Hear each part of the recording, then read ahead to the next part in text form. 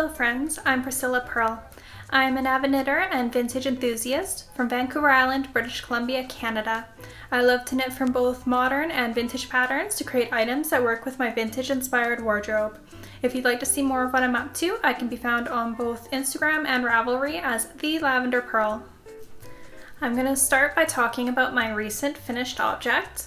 This is the Baudelaire Crop by Skeinanigans. I knit it using Sandnes Garn Sisu. It's an 80% wool, 20% nylon fingering weight yarn. I used black for the body and then white for the collar. Sisu is my favorite workhorse fingering weight wool yarn. I find that it's a good combination of both softness and durability.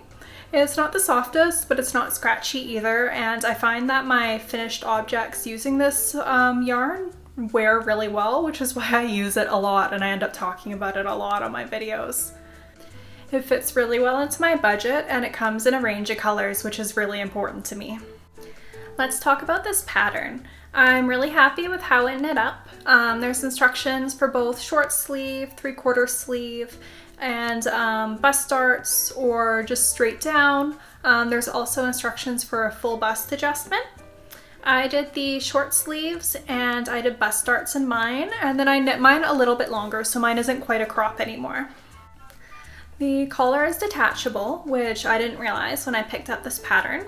It makes sense though, because with there being kind of a small neck hole here, you wouldn't be able to get it over your head if you sewn it onto your sweater. So I sewn a hook and eye onto my collar there to fasten it together. And then I also sewed a button on the back of the sweater portion that I just kind of looped through the stitches on the collar in the back there just to hold it in place, just so it looks like it's attached to my sweater. The pattern recommends either sewing on ribbon on either side or knitting an I-cord so they can be tied together in the front. And then it also recommended the button in the back, which I did. I think attaching ribbon and tying them together in a little bow would be really cute, but I didn't want anything that busy on mine. I wanted that classic Peter Pan look. I considered using snaps instead of the hook and eye, but the snaps that I had I didn't like very much and I wanted to get it finished. The nice thing about detachable collars is you can make a few and then you can switch it up a little bit. I've considered making one with the ribbon so I could tie it in a little bow, making one with beads on it, or I could also do different colors too, which would be cute. This top has a very interesting raglan style construction. It starts at the collar like normal, but you increase for just the body first before you start increasing for the shoulders as well. I kind of like it because the sleeves actually start right at the shoulder instead of starting up here. And once you wear it, it stretches to just the right place. I'll stick up a picture though. When it's laying flat on the ground, it does look a little bit funny. As long as you have a loose gauge though, it stretches over your body and it sits correctly. If you're making any modifications to the pattern, you want to keep drape in mind, just to make sure that it does stretch to sit in all the right places. I mentioned in my last video that I made a silly decision. After swatching, I started knitting on a size smaller of needles than was recommended by the pattern. I knit down to just below the underarms where I had separated out the sleeves, and I was just starting to knit the body, and I realized that it was tighter than I wanted it to be. Part of the issue with the fit was because of the denser fabric that the smaller needle was creating. The shoulders weren't quite stretching out right and sitting where they should be, and the neck was kind of sticking upwards a little bit. I ended up frogging it and completely restarting on the recommended US size 6 needles, and I'm so happy with the fit. I love this top and I can see myself getting lots of wear out of it. I plan on wearing it with both high-waisted pants and skirts as well. Because I'm someone who overheats easily, I appreciate that it's a lighter fabric and the shorter sleeves. Because of that, I'll be able to wear it all year round. I really enjoyed this knit and I would definitely knit it again. I'm currently dreaming up a navy blue version with a forest green collar. Next, I want to talk about my most recent cast on. It's the Dottie Cardigan by Grrls. I'm using Sandnes Garn Duo and Drops Kid Silk Mohair held double for this project.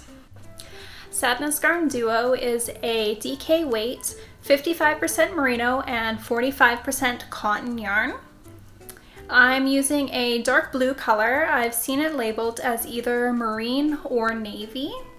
I used Duo before on my Love Witch sweater dress and I loved it. It is such a soft yarn and I'm so happy to be working with it again. Drops Kid Silk is a lace weight yarn. It is 75% mohair and 25% silk. I'm using black. Held together with the Duo. Both of them are a dream to work with. They're so soft. Both of the yarns are super soft in my hands when I'm working on them, and they create just the softest, most dreamy fabric. The pattern gives a bunch of suggestions for possible yarn weights that can be held together to create the equivalent of a worsted weight yarn. For this pattern, the yarn choices are endless, but I feel like I've made the perfect choice for my project.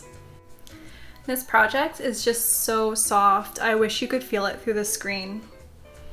The two yarns together are creating the perfect dark blue color. And you can see the speckling of the blue and the black yarn held together, and it's got a nice black halo that I love. I've only been working on this project for less than 2 weeks and I'm already almost done. So I am just finishing up the second sleeve and then I will go back and do the collar and the button band. There's a few factors as to why I think this is working out so quickly.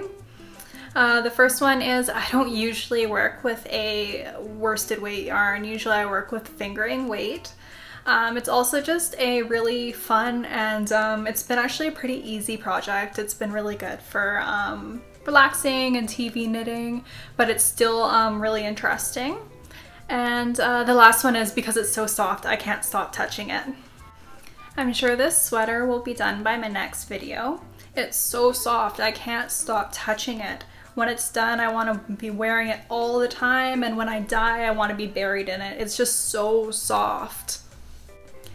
The second project that I have been working on recently is the ribbed flounce skirt from the 1958 edition of the New Luxe Knitting Book.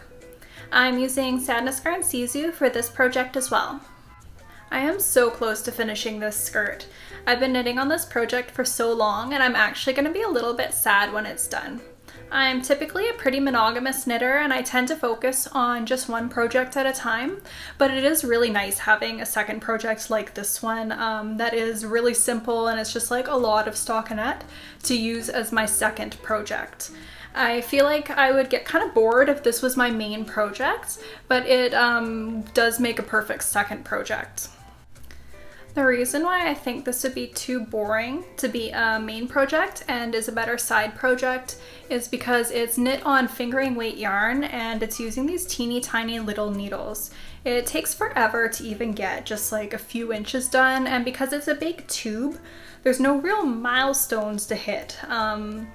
So it just doesn't look like you've made a lot of progress when you maybe have, and so there isn't that sense of accomplishment that I like.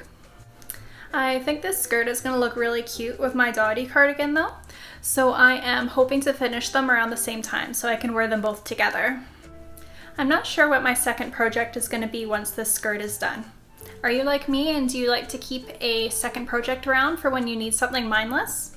If you have any suggestions for me on what my next second project should be, please let me know below. It would really be appreciated. If you enjoyed this video, please consider liking it and subscribing to my channel. It lets me know that people are interested, and by subscribing, it'll make it easier for you to find my future videos. Thank you for watching. We'll see you next time. Bye-bye.